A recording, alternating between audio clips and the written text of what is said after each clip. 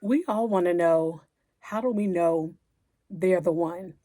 Not the one who looks perfect on paper, not the one who makes your heart race for 2 weeks and then disappears, but the one who's actually right for you. Today, I'm sharing real stories, lessons, and signs I've learned along the way. The one who looked perfect on paper. I had a very close girlfriend who dated someone who seemed like the full package to her. Great career, he was charming, he said all the right things. Our friend group loved him, her family loved him and approved of him, but deep down inside, something fell off with her, for her, and amongst her friend group, our friend group. He rarely asked about her dreams. Her feelings were always dismissed. He liked the idea of her more than the real, messy, fully human her. One day we were all out with our friend group, and one of our friends asked him, "So what's one thing that you like about her?" And he laughed and he said, "She's easygoing. She's not too complicated." And it hit us, and I think it hit her in that moment too. Like, you don't know our friend at all. And it didn't seem like he wanted to know her either. And so sometimes the wrong one checks all the boxes but leaves you feeling empty. The right one sees you, not just your resume. And I think that was a huge learning experience for my good friend because um he checked all her boxes. He checked all of her boxes, and she really liked him and thought that, they had potential to move past friendship into a deeper relationship. But he he really didn't know her, and he didn't take the time to know her. And whether you're a man or a woman listening to this, like, you are worth getting to know. You are worth the other party investing in you and reciprocating what you are giving back to them in the relationship. The friend who became more. Then there was someone who we were friends first, and that someone is now my husband of 27 years. We would laugh until our stomach hurts. He celebrated my wins without feeling threatened. He showed up when life got messy for me. One day, um, I didn't graduate on time. I didn't graduate high school on time with my class because I had a hard I struggled with math growing up. Excuse me. And my math teacher was an older lady, God rest her soul. She was an older lady, and I didn't understand her, the way she taught. And so she was like, "Oh, just stay back, for after school, and you'll pass." And I stayed back for after school, y'all. And guess what? She was the after school math teacher. But anyway, she ended up failing me my senior year. And I failed by one credit, and I was so sad and so disappointed and so hurt. And so my husband, who was a good friend of mine at the time, he was in college. Um and he had invited me and some of my girlfriends to his apartment in college, to him and his roommate's house. And him and his roommate, we were all good friends. And so we got there, and when they opened up the door, he had the Pomp and Circumstance song playing as if I was graduating. He had a graduation robe for me. He played the song. We had snacks and everything. And when I tell you, I broke down in tears. I broke down in tears. So, you know, just that grand gesture, um, and that quiet care of me, I realized, like, you know, this dude really cares about me. And at the time, like, we weren't even thinking like moving forward with anything serious other than, just being friends.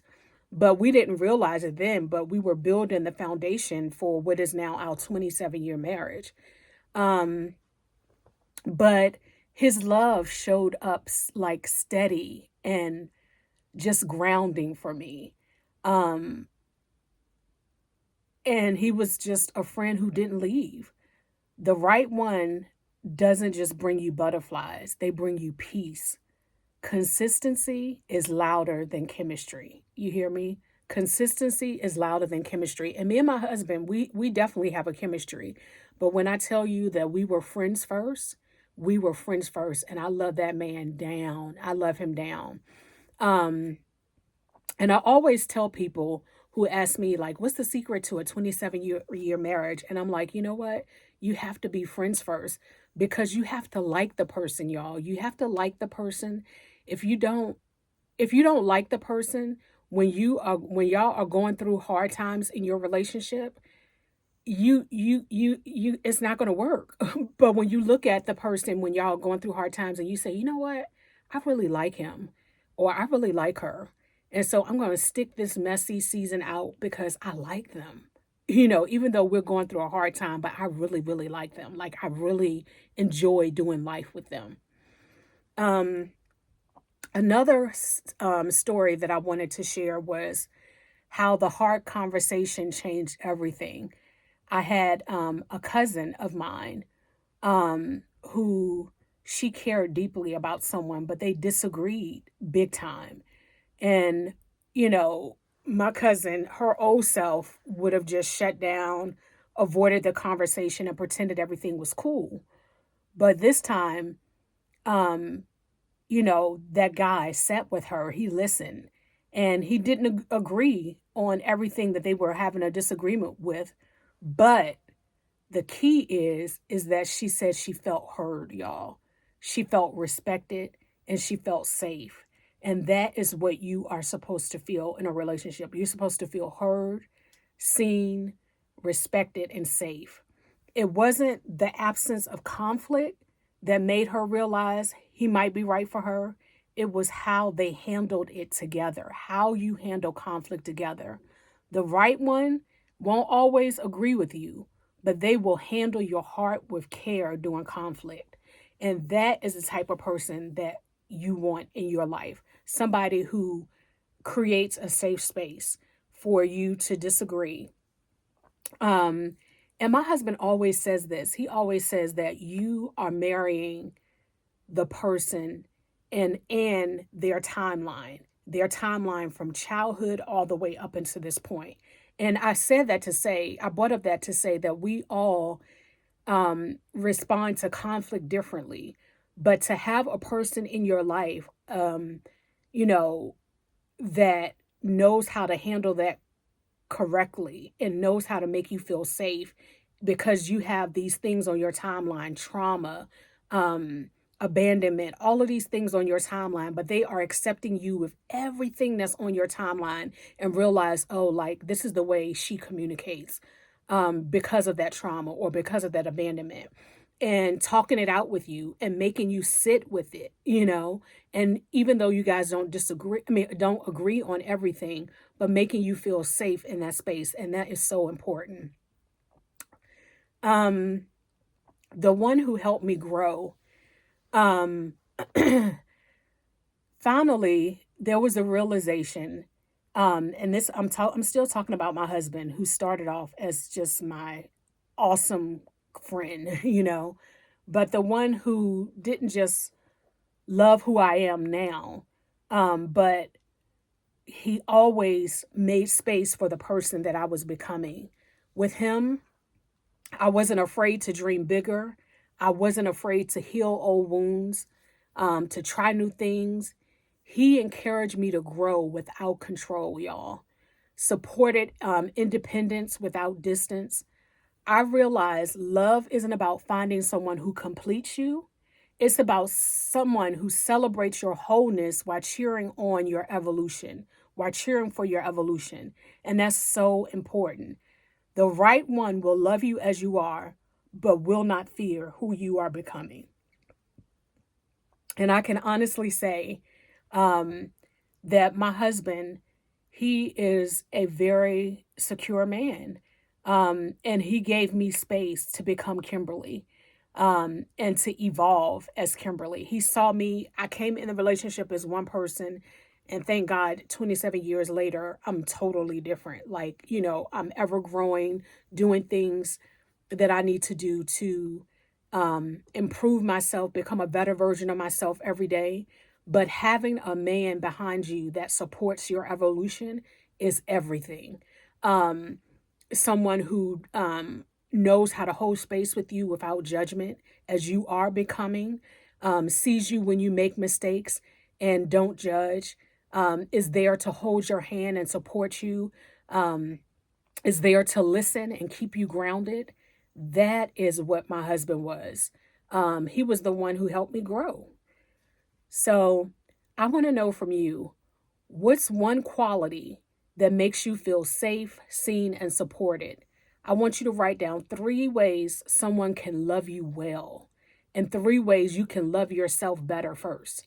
And that's key, guys. I say this in all my videos, and I'm going to keep saying it over and over and over and over again because I want you to get it. And 3 ways you can love yourself better.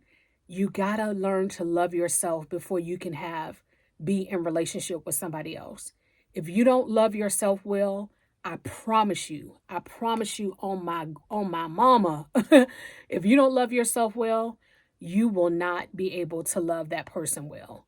So you got to work on yourself. You got to work on learning to love yourself and spend time with yourself and love who is staring back at you in the mirror, and learn to just be and sit with yourself and sit with your emotions and sit with the things that have happened on your timeline of life, whether it was through childhood, whether it was when you were in college, whether it was, your when you were in your 20s or 30s or 40s or whatever, sitting with it, you know, really seeking therapy, meditating, doing all of the things that bring you joy, doing all of the things that help you to evolve as a person.